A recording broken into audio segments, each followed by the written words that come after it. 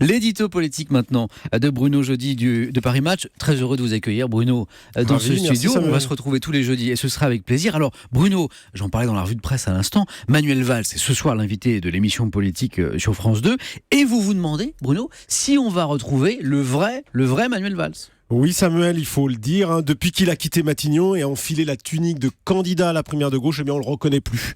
Prenez son programme, 50 pages, présenté avant-hier. Bon, sur la forme, c'est un peu lourd, truffé de références historiques, mais sur le fond, ce n'est pas médiocre, il faut le dire. Ce qui saute aux yeux, c'est le manque d'originalité. Valls nous a concocté un bon vieux programme socialiste avec une énorme enveloppe de nouvelles dépenses publiques, des créations de postes de fonctionnaires, bref, une bonne vieille politique de relance sans grande originalité, avec à la clé deux jolis reniements: la suppression du 49.3 dont il avait abusé, et le retour des heures sub défiscalisées que le gouvernement de 2012 auquel il appartenait avait supprimé. En clair, Samuel, le Valls de 2017 est bien moins intéressant que celui de 2011. Je veux parler du candidat à la primaire précédente, celui qui transgressait, étonnait, bousculait le logiciel socialiste, celui qui aujourd'hui veut tout garder, sauf ce qui lui avait permis de devenir le vrai Valls.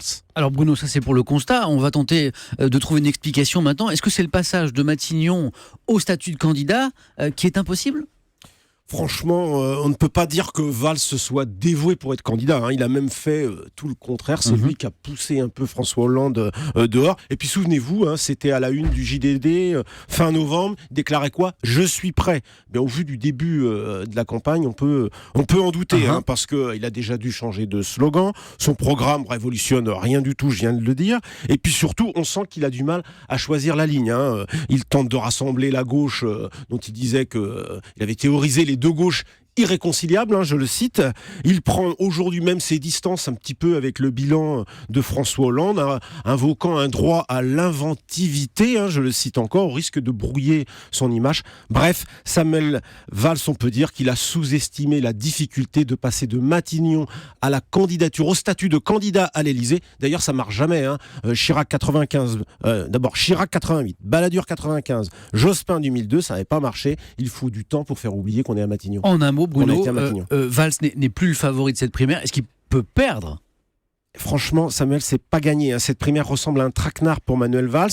Il a des atouts. Des 7 candidats, c'est celui qui fait le plus président. Soyons prudents. On est certain ce qui est certain, c'est qu'en voulant à tout prix s'opposer et pas laisser le champ libre à Emmanuel Macron, il a pris le risque peut-être de tout perdre. Alors on va voir ce soir et surtout jeudi prochain, puisque jeudi prochain c'est le premier débat, si on va retrouver le Valls bondissant. Merci beaucoup Bruno.